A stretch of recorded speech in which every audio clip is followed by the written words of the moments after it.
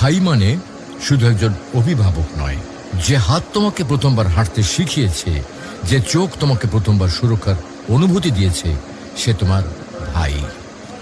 শৈশবে যখন তুমি পড়ে গিয়েছিলে, সবার আগে যে দৌড়ে এসে তোমাকে তুলেছিল, সেই তোমার ভাই।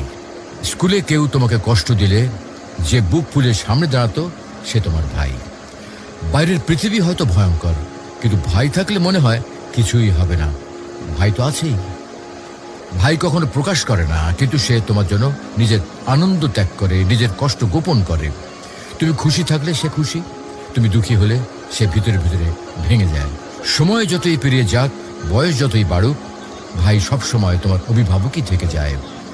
বিয়ের পরেও দূরে থাকলে ফোনে শুধু একবার বলবে, ভাই আমার একটু সমস্যা হয়েছে, আর সে দেরি না করে তোমার পাশে হাজির হবে। প্রিয় ভাই বোন, এই সম্পর্ক রক্তের বাঁধনে গড়া।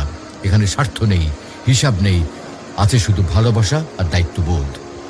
যতদিন ভাই বেঁচে আছে, ততদিন তোমার জীবনে একজন নীরব অভিভাবক রয়েছে, যে সব সময় তোমার পেছনে পাহাড় হয়ে দাঁড়িয়ে রয়েছে।